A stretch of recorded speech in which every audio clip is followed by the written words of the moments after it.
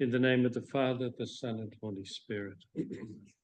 Our Father, who art in heaven, hallowed be thy name. Thy kingdom come, thy will be done on earth as it is in heaven.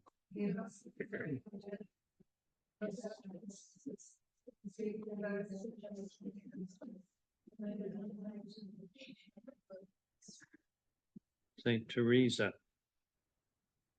Father, Son, and Holy Spirit. Very good. Okay, for those of you for whom it's your first time here, we've been going since February this year, slowly through a book. And the book is called The Interior Castles, which is about the spiritual life. So you might be a bit lost, but to help you, Felicity and others will tell you where we're up to. Well, I'll do my best, but let's give me a lot of gaps. So Saint Teresa of Ávila wrote a book called The Interior Castle, as Bishop said, and uses, I guess, an analogy or a metaphor of a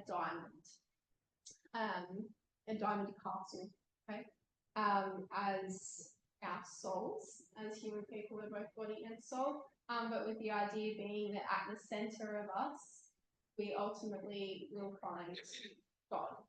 Okay, so the idea is that at the start of the book, we're right on the outside of this castle, and we're trying to go inside of the castle to get closer to God, and that's going to be a lifelong journey.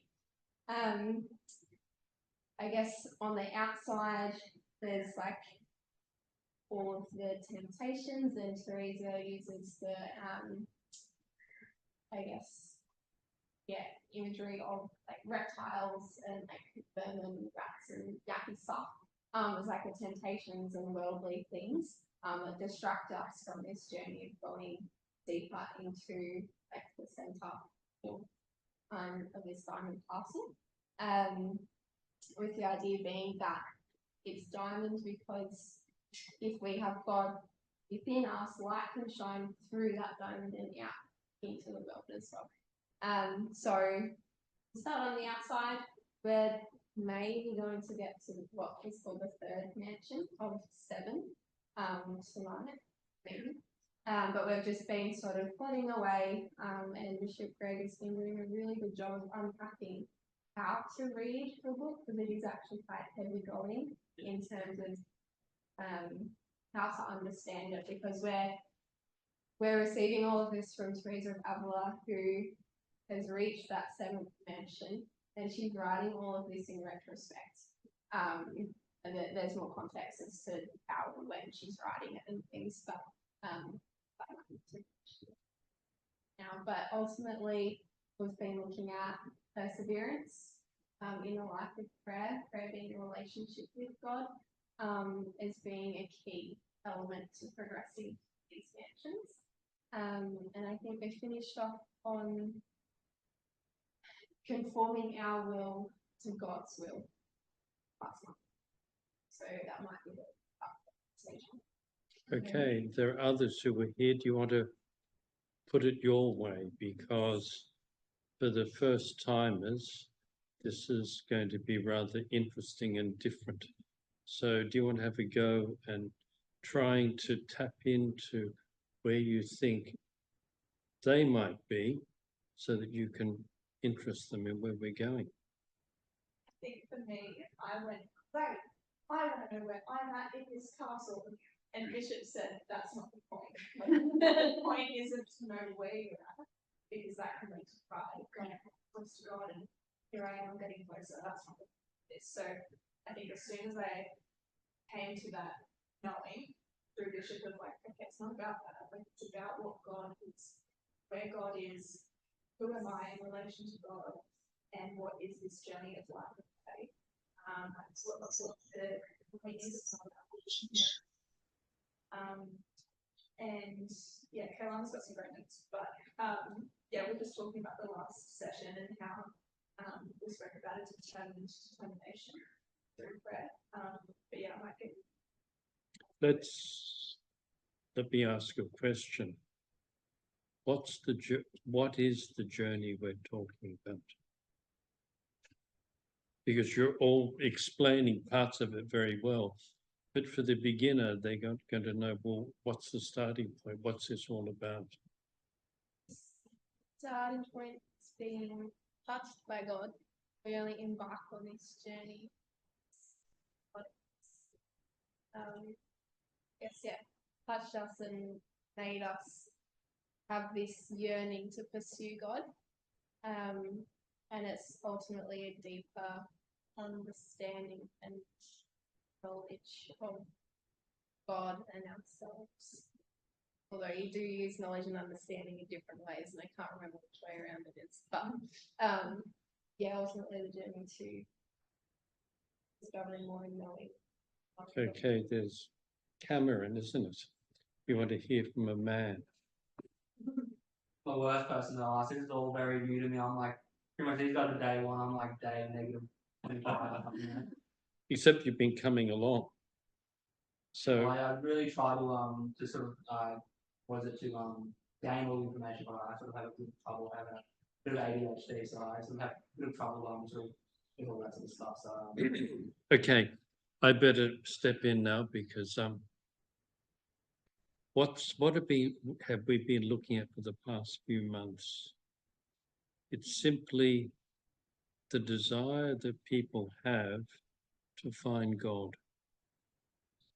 That's a universal human desire, to find God, to be a good person, to know what kind of life I should live. Okay, that's a very simple human thing. It's there in every culture. It's why people went up to the Himalayas to speak to gurus. That's why people went out into the Egyptian desert to speak to someone, because there were and always have been enlightened people who had the answer to what is life about. What is my life about? What should I be doing? Where's it going? And it doesn't take long for a human being to realize that whatever it is I'm doing, there must be more to life than this. Okay? And more to the point, I keep getting it wrong and I don't know how to get it right. Okay? This is the foundational experience that we have. I know that life is more than what I'm living. I know life is more than what I, in fact, know at the moment. And so the world has been, for the last 4,000 or 5,000 years, it's been made up of people who will say, I think I know the way. I think I know what it's about. And other people will say, well, I don't know what it's about. I'll go and ask you. And that still happens today. Sadly, sometimes the answers are so bizarre that it leads to what happened in Nigeria recently, all these people committing suicide, which is totally stupid and bizarre. But it does mean that when people want this, they're looking for something, they can go out and do stupid things. Okay? And if anything that Saint Teresa is saying you think is stupid, run away from it. The interesting thing about her is that she stands with so many others like the Buddha, like Jesus Christ, and followers of Jesus Christ as she is, that seem to have got it right because so many people have followed what she's done and they haven't done anything stupid, and they seem to have found the meaning of life and what to do, and to have found the way to get out of the prison which people seem to be in. Okay? Because the underlying thing we can also say is this is the search for real human freedom. It's not to follow a path which is going to put chains around you, say this is what you have to do or be. No, the path that Teresa and Jesus Christ are proposing is a path into freedom. Okay? So we'll go back to the beginning. if I keep going back to the beginning, we'll never get anywhere, Felicity. But that's Sister D's fault. She's made me go back to the beginning because she's got some people here who need me to go back to the beginning. And it doesn't matter because everyone needs to go back there sometime. The question, life should be more than what I have and what I know at the moment, is quite an extraordinary question, because it's a question which says everything that I know and have and do is not sufficient. Where does a human being get that idea from? An ant running in and out of the ant's nest never has in mind, I have to get out of here. Okay? But it's a peculiar human question. That is, not that I need to get out of here, but I wonder whether there's more. The world's history is full of people who've said there is more. And why do they say there is more? Because they know there's more, because they've experienced the more. Which means the human question that you have, the desire that you have, in fact, is an authentic question, and it's something that you can pose because there is an answer to that question. It's one of those funny things. When I was doing philosophy, I was interested in questions. There are some questions that have no answer. There are some questions that should never be asked. There are some questions that have simple answers. And there are some questions which must be followed, because the answer is the only thing that will give meaning to life. And those questions are the important, significant questions. So let's go to Saint Teresa. She's one of the greatest women that has ever lived in history. One of the women that never did anything negative to anybody. So there are great women like Catherine the Great of Russia, who in fact was a German princess who married into the Russian royal family, and she was ruthless, had people killed and all sorts of things. In her own way, people say she's great. She's called Catherine the Great. It's not the kind of greatness that I would aspire to. So there have been great women. This woman is certainly considered by many to be one of the greatest women that was ever born. And she is a woman who dares to provide and offer an answer. Okay? Now, that's the kind of thing that 400 years ago, when she was offering this answer, she would have been knocked down because she was a woman. Okay? What kind of a woman? A Spanish woman, but a woman with Jewish heritage. And she spoke and wrote books. In Spain at that time, such women would well have been imprisoned or burnt at the stake, because these were brutal times. But she had experience of God, and so she dares to write from her experience. In fact, she writes because she has to. She writes because it's coming from her experience. You know someone who is good and that you love, you can't help but speak about that person. You have to. This woman knew God. Experience, not as an idea. She knew Jesus Christ as her closest friend. Experience, not religious faith. Okay? So already when we begin to look at it, we have to put aside faith, because what we're being introduced to is this powerful woman who knew from her own experience. And from there, she begins to speak. And she says, at the beginning, in my experience, I knew there was more. I wanted the more.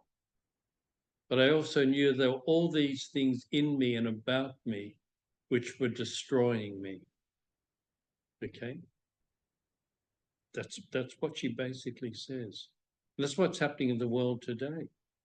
The world is full of people who are allowing themselves to be destroyed. What's destroying them? Not poisons or drugs, but being enslaved by desires which take away your freedom.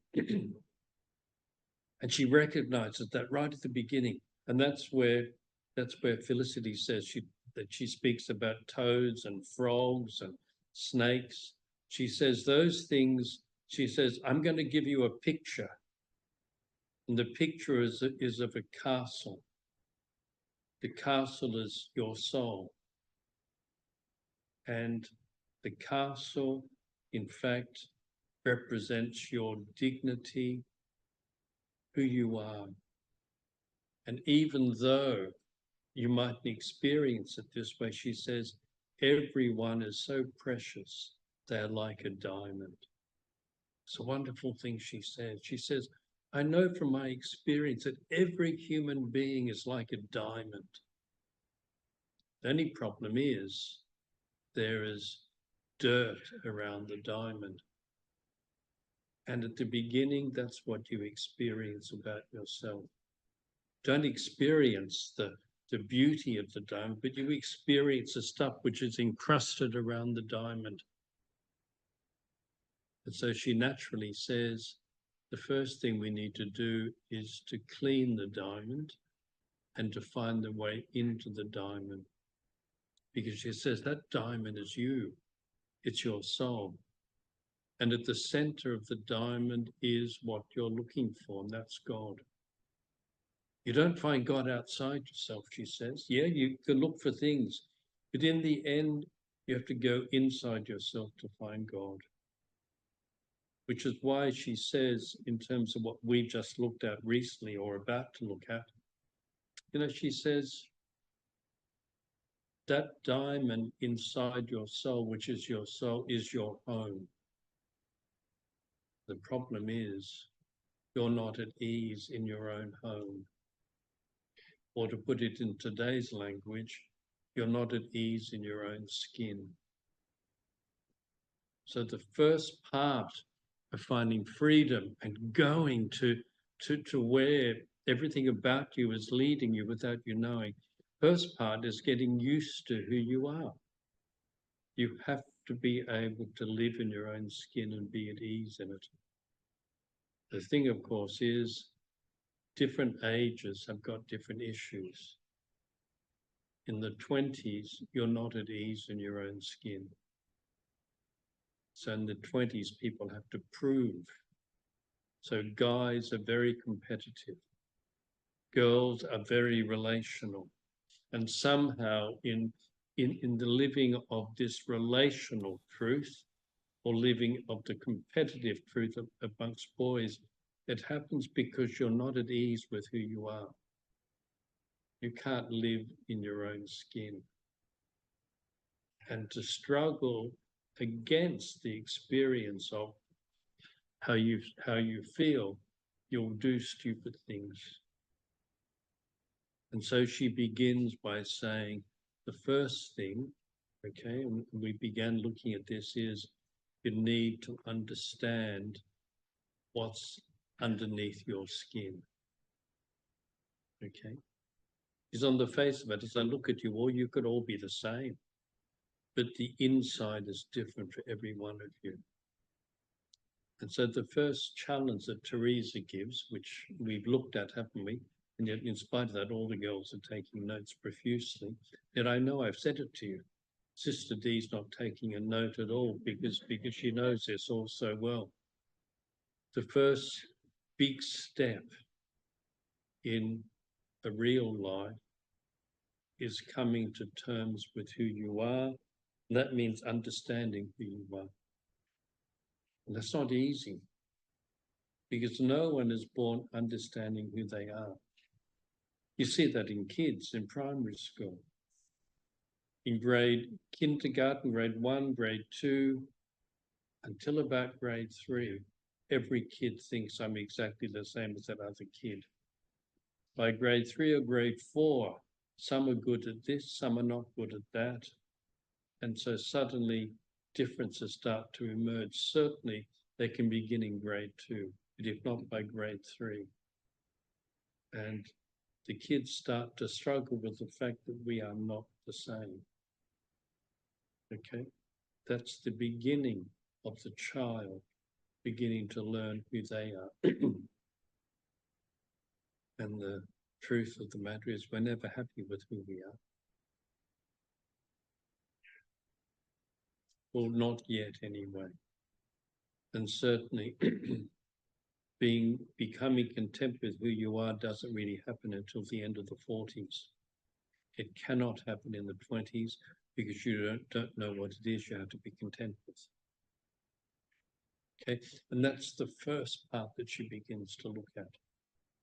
And that's what she speaks of as, and she writes about this in the second chapter of the first mansion. Do you remember what she said? She speaks about humility. And the humility is about knowing and loving myself the way God knows and loves me. Notice her change of the way of looking at it. It's not knowing and love myself as I know myself. No, she brings in immediately another perspective. And that is God's perspective. God sees me. God knows me. And that is the truth of who I am. It's not my experience of myself. That's only part of it. And so at this beginning stage, it's about the movement to get to the point of beginning to see myself as God sees me. That's what she speaks about in the second mansions, when she says at this stage we are what? We can hear, but we cannot speak. We can hear because I'm beginning to see the truth of myself, but I can't speak because I don't know what to do about it. And at the early stage of the spiritual life, the struggle is struggling with the experience of the kind of guy that I am and not knowing what to do. Okay. Now, that's where she speaks about patience, because at this stage, it can't. Okay. I'll pause to see if any questions, because the first half hour has only been kind of revision. Any thoughts or questions? But you all know that, some of you, you've got it in your notes. Can I ask a question, Bishop? Yes, who's that? My name's Richard. It's my first time here. What would you say to somebody if their experience was the opposite, where you're not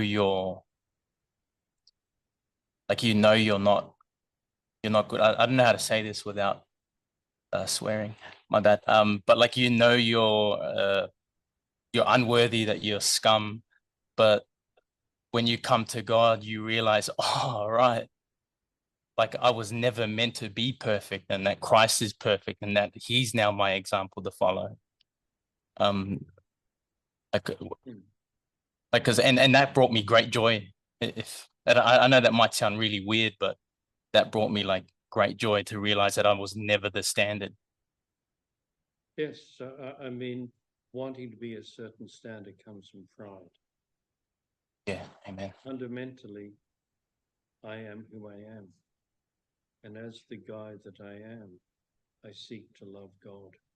I don't seek to be perfect, because only God can do that. You know, you can't try to do and be what's beyond your power. You can do certain things. And at the beginning, St. Teresa says, it's about persevering against what you know is wrong. It's about striving to love God and to develop a relationship with God, which is what prayer is. And it's the determination to persist in this.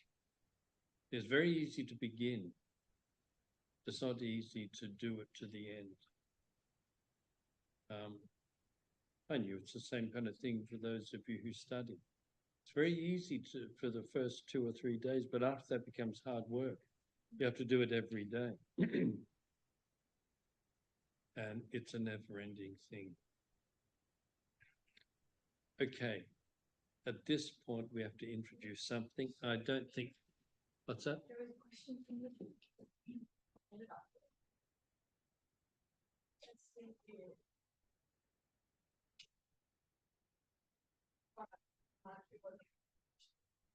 People wanting to. Okay.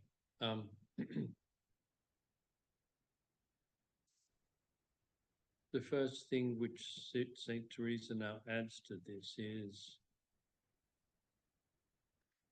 you know these things about yourself. The only way forward is through relationship. The problem is, at the beginning, a large part of our relationships are very selfish. They're self-centered. So we have relationships with people which are for our own end, our own purpose. And otherwise, we spend all of our time relating to things, which is a very stupid thing to relate to, because a thing will never satisfy, and a thing is not worthy of our love. We are made with the capacity to love. And love must be directed to another person, which includes the person who is God. And that means part of the way forward from here for Teresa, and this becomes a focal part. And I will talk about prayer next time if Sister D reminds me, because I think we need to look at the difference between vocal prayer, mental prayer, and recollection and contemplation. There are many kinds of prayer. Saying prayer is only one thing, and that's what most people think prayer is, saying many prayers. But Jesus himself said, when you pray, do not be like the pagans who think that by saying many things they will be heard. Okay, and that's what so many people think. Let's prattle off more things. But if there's no love behind the words are empty. That's another story. But at this point, Saint Teresa would say, you need to, at the early stage, begin to have a relationship with God. And that's prayer. I'll only say this much about it now because I've not yet got to this. I was going to today, but I didn't realize we have to revise things. You have to develop a relationship with God. And that doesn't consist of saying Our Fathers and Hail Marys. Because, simple question, do you think God wants Our Fathers and Hail Marys? What does he want them for? Do you think Mary wants rosaries? But what does she want them for? What is the only thing that they want? Love. It's the only thing that matters. And therefore, just as you need to learn how to give love to another person, you have to learn how to give love to God. Now, you might think, if I said, look, I found this girl, she's so wonderful. And the sister says, oh, what are you doing, Bishop? Well, I have to have a relationship with her, so I keep on giving her flowers. And Sister D said, but do you talk to her? Oh, no, I just give her flowers. Sister D would say, oh, I'm not really worried about the bishop, just giving flowers. You have a relationship with God and all you do is say things, and you don't even know what they mean. What do you have to give if it is a relationship? love. Something which expresses love. And the first thing you need to do to make it begin to be prayer is to give time. It's the story of all these absentee fathers who are working terribly hard because they love their children, but the one thing they don't give their children is time. And so the children go on in life thinking that they're not loved. And yet the father thinks, well, he knows he loves these kids, but they don't know it because he has not established a relationship with them by spending time with them. And so the first component of prayer is to begin to be able to set aside time to be alone with God. It's very simple, but it's much easier to rattle off prayers, because to spend time alone with God, you begin by spending time alone with yourself. And most people are not used to that. Whenever they're alone, they want to fill up the space. They run away from being alone. They're afraid to be alone. And if you're afraid to be alone, you won't be able to do anything, because it means you'll spend the rest of your life running away from something. And so the first aspect that Teresa writes about in this beginning part is spend time alone with God. And Jessica, that's what Cecilia is struggling with at the moment.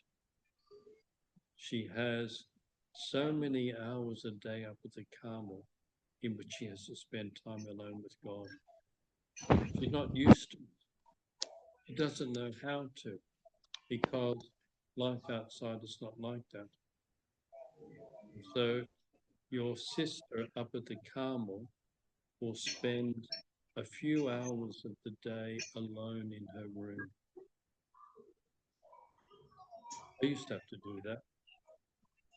And I was reprimanded by my novice master for trying to avoid being alone, because we don't naturally into the space of being alone. And because we don't do that, that's the people who spend time alone are the famous people in history. The people who would go away and be alone with God, and people would go and look for them to ask them questions, because they were different. Okay?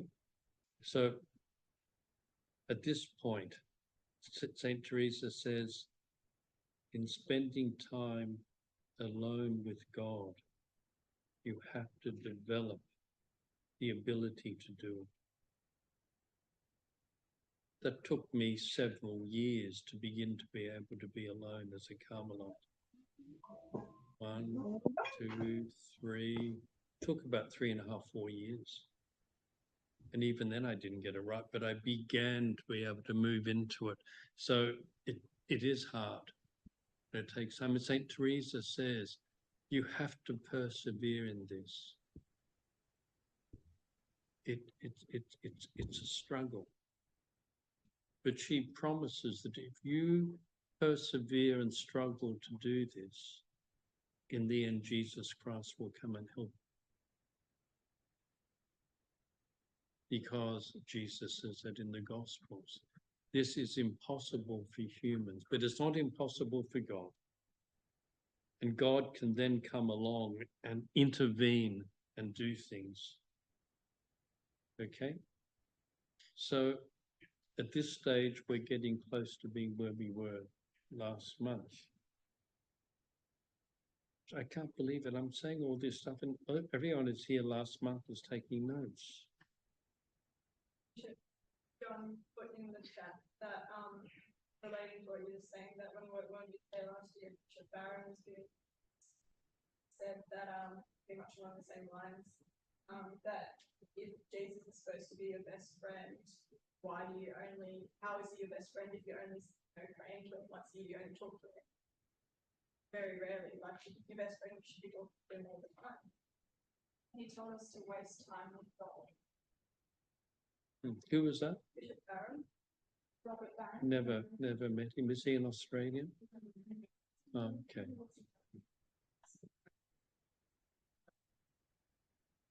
Now, John, who's with you? He might be driving Driving what? from university, Oh, what's he studying? studying social work. Oh, very good. Very good. Okay, any thoughts or questions? Because we're coming to the end. This generally goes 50 minutes. So I'm always up to 50 minutes. I'm not going to do anything new because I think we'll do new things next month. So, um, is being alone similar with just doing nothing, just stay still, like meditation. It's like Well, if you can meditate, meditate. Meditation is one of the beginning prayers in being alone. But then the important thing is in the meditation to be conscious of who you're with. Otherwise, your meditation. One of the important questions I used to ask my novices at the end of prayer, I was novice master in 1993 and in about 2000. So I've been novice master at least 2 times. I think 3 times. I can't remember, I'm getting old. But I used to ask them at the end of prayer, who were you with for that week? Because as Carmelites, we'd have 1 hour in the morning, 1 hour in the evening of being alone, as well as saying prayers and going to mass. So our prayers would run towards 4 hours a day. Of that, 2 hours of the day was spent alone with God. And I would say, how much of your time was with yourself? How much was with God?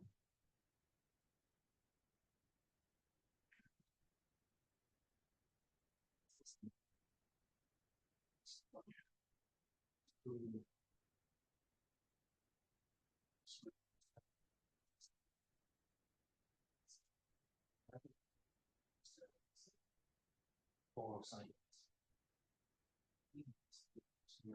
For silence, it's fully human. So we escape from it is work. What's that? Thank to the point when I say it is work. Thank the truth of the words. Yeah, I went home and spending time alone. Then my parents is like suggesting that I'm doing something terrible.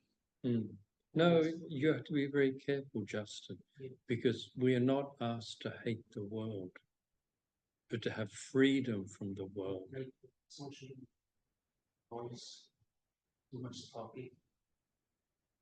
So when my parents are talking, I just down my But I wouldn't worry, that's your personality. Some people need to talk a lot. Other people can't cope with too much noise and interaction. And that's got to do with what is your personality, Justin. And according to what your personality is, that's the way you must live.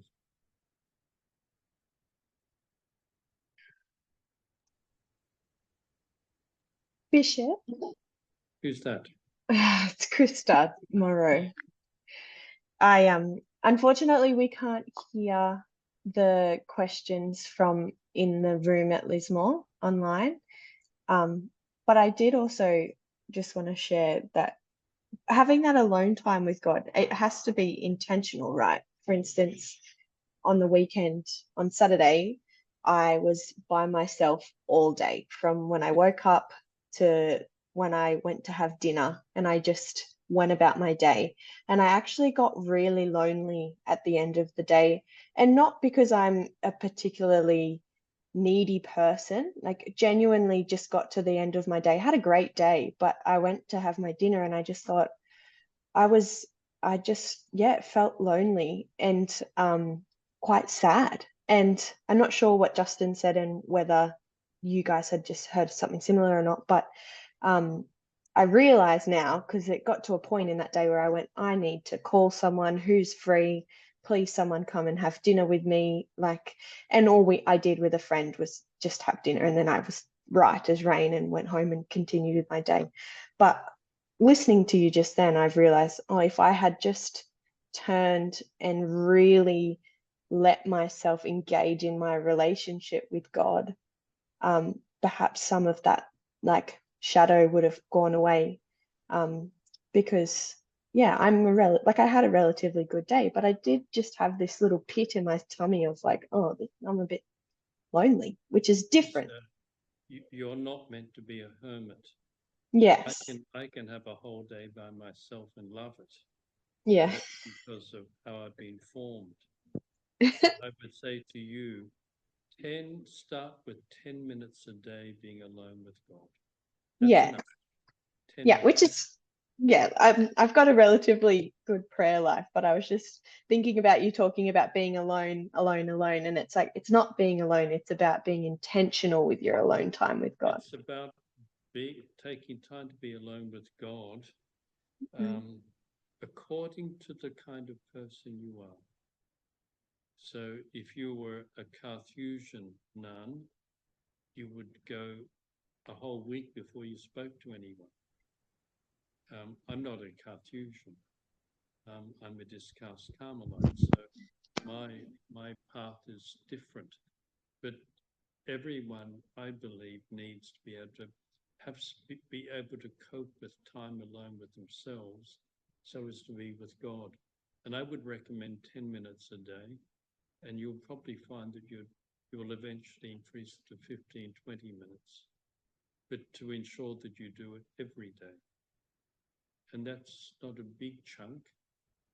10 minutes a day, you probably spend more time combing your hair and things like that, you know, and to give 10 minutes a day alone with God and take it from there as to what might be possible. But also, once you start praying and doing things like that, you need to speak to someone to make sure you're not going about it the wrong way. I like once, like it reminds me of thing, but I did have a married like portrait in front of my face. Important thing is, when you give 10 minutes to prayer, pick good time of the day. Don't pick a leftover time, okay? You have to develop the habit of giving decent time. That can be anywhere during the day, but kind of you're giving it to God. So what are you giving to God? Oh, I've got a little gap here. No, the kind of life that Sister Dee and I live, we have prayer times. At least I have when I was in a monastery, and everything else fitted around the prayer times. So the relationship to God determined the rest of the day. You can't do that. You're not religious. So you've got all these things in your day, but set aside as an important part of your day for prayer. Because that means that even though it mightn't be a large amount of time, you're giving something good to God. Okay, I better go. Because I've got something at 6:30 that I have to do now. I'm getting to the busy time of my year, sadly. Thank So you, my lord. I'll see you all again.